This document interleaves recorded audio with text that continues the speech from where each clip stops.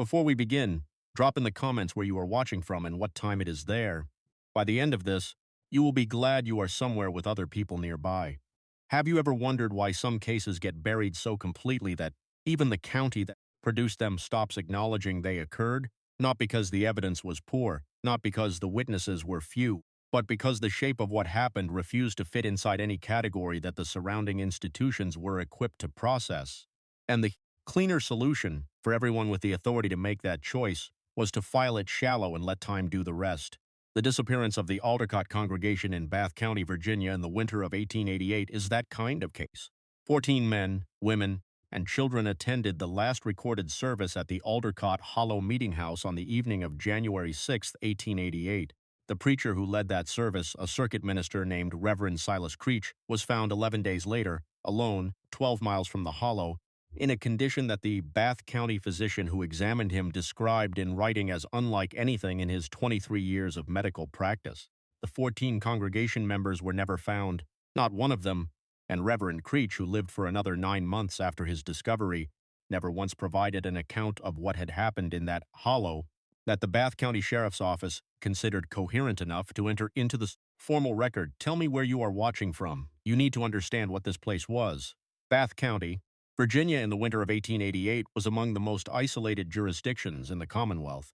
The Allegheny Mountain ridges that formed the county's western boundary with West Virginia were not passable by wagon in January under ordinary conditions, and the winter of 1887 to 1888 had been far from ordinary, one of the coldest and snowiest in the recorded history of the Shenandoah Valley, with temperatures that dropped below zero in the valley floor settlements and remained there for days at a stretch, and snowpack on the upper ridges that the Bath County road crew could not keep pace with. The county seat of Warm Springs sat in a narrow valley that the ridge geography enclosed on 3 sides, and the outlying hollow communities, of which Aldecott Hollow was among the most remote, situated 8 miles from Warm Springs by a road that became a path above the Second Creek crossing, existed in genuine isolation during the winter months. The nearest doctor was in Warm Springs. The nearest telegraph was in Warm Springs. Whatever happened in those hollows in January happened in a silence that the cold and the snow deepened into something absolute. The Aldecott congregation was not a formal church. It had no denomination affiliation that appears in any surviving ecclesiastical record of the period. It had no building of its own. The meeting house where it gathered was a modified agricultural structure, a former hay storage building on the property of a farming family named DeWitt, whose patriarch, a man named Gordon DeWitt, was among the 14 who disappeared. The congregation had been gathering under Reverend Creech's ministry for approximately 3 years prior to January 1888, meeting on the first Sunday of each month and on certain additional dates that Creech determined according to a schedule he kept in a personal record that was never recovered. Its membership was drawn entirely from the Aldecott Hollow community and the immediately surrounding ridge farms, 14 souls in total across 6 family units ranging in age from a 7-year-old child to a woman of 67. They were not considered unusual by the wider Bath County community. They were considered private, as hollow congregations always were, but not alarming. A preacher, a meeting house, a congregation of 14. The ordinary furniture of rural Appalachian religious life. Reverend Silas Creech was 49 years old in January of 1888. He had been circuit preaching in the Bath and Highland County area for 11 years, riding a route that covered 7 congregations across 2 counties on a schedule that required him to be away from his home base in Millborough for weeks at a time. He was known to the broader ministerial community of the region as competent and reliable, a man who showed up when he said he would, delivered his services, and kept his personal life orderly. Physically, he was unremarkable in the way of men whose work is primarily sedentary and conversational, medium height, a frame softened by years of riding rather than labor, hands smooth-palmed and ink-stained from his sermon preparation, eyes of a washed-out blue that his Millborough landlady described as the eyes of a man who was always looking at something slightly past what was directly in front of him. He had no family. He had no history of instability. He had, in 11 years of circuit ministry, never given any congregation or any county authority a reason to question his character or his judgment. He arrived at the Aldecott Hollow Meeting House on the evening of January 6, 1888, for what the congregation calendar designated as the Epiphany service. This was a documented appointment. Creech's riding schedule for that winter, partially reconstructed from correspondence between him and a Presbyterian administrative office in Staunton, shows the January 6th Aldecott service as a confirmed entry. He arrived before the congregation assembled. He was seen entering the hollow by a farmer named Thomas Keel, whose property sat at the hollow's mouth at approximately 4 in the afternoon. Keel later testified to the Bath County Sheriff that he had noted Creech's passage, had exchanged a brief greeting, and had observed nothing unusual in the minister's manner or in the road conditions at that hour. Snow had fallen the previous day and the path into the hollow was passable on horseback. The light was already low by 4 o'clock in January. Nothing more was seen or heard from the Aldercott Hollow that evening, or in the days that followed. Thomas Keel did not observe Creech leaving the hollow that night. He did not observe any of the congregation members leaving. By his account, given to the sheriff in late January, he had assumed the service had run long and that the congregation had sheltered at the Dewitt farmstead overnight, which was not unusual practice in severe winter weather. When 11 days passed without any member of the Aldercott congregation appearing at the hollow mouth, and without any communication from the community reaching the wider settlement, Keel went to Warm Springs and reported the silence to the Bath County Sheriff's Office. Nobody thought too much of it at first. Mountain communities went quiet in hard winters. It happened. Sheriff Emmett Voss rode into the Aldercott Hollow on January 17, 1888, with 2 deputies and Thomas Keel as a guide. The account of what they found is contained in Voss's official report, filed with the Bath County Circuit Court on January 24, 1888, a document preserved in the Bath County Courthouse records. The meeting house was empty. The DeWitt farmstead was empty. The 3 additional hollow farms belonging to congregation families were empty. No bodies, no signs of violence that Voss could identify in the snow and frozen ground conditions. The livestock at the DeWitt farm were still in their enclosures and had not been fed in a period consistent with approximately 11 days of absence. The fire in the meeting house had burned down completely, and the interior was as cold as the outside air. On the rough-hewn table at the front of the meeting room, which served as Creech's speaking platform, his Bible was open. His sermon notes, 3 pages in his handwriting, were beside it. His coat was on the chair behind the table. He had left his coat in January. In the Allegheny Mountains, he had left his coat in the meeting house and walked out into a night that was, by the weather records of that week available in the Staunton newspaper archives, below 15 degrees Fahrenheit. Voss documented this in his report without editorial comment. The language of the report is the flat, careful language of a man describing what he saw and refusing to draw conclusions his evidence did not fully support. He noted the coat. He noted the open Bible. He noted the sermon notes, which he did not reproduce in the report but described as of ordinary ministerial character, scripture references and speaking points, nothing unusual in content. He noted the absence of all 14 congregation members across all 4 family properties. He noted that the snow around the meeting house had been disturbed in a pattern that suggested multiple individuals moving away from the structure in a direction that was not toward the hollow mouth, not toward the road, not toward Keel's farm at the hollow entrance, but deeper into the hollow toward the upper ridge. He followed those disturbances in the snow for approximately a quarter mile before the trail dispersed, and the recent snowfall had covered the individual traces beyond recovery. The fog had come down off the ridge. The hollow had nothing to say. Reverend Silas Creech was found on January 18th, 1 day after Voss's entry into the Aldercott Hollow, by a timber crew working a ridge section 12 miles north of the hollow, on the far side of a mountain that no reasonable route from Aldercott would have crossed in January without significant hardship. He was alive. He was found seated at the base of a large white oak at the edge of the timber cut, without his coat, without his hat, without any outer garment of any kind, in temperatures that the timber crew foreman estimated at 10 degrees or below.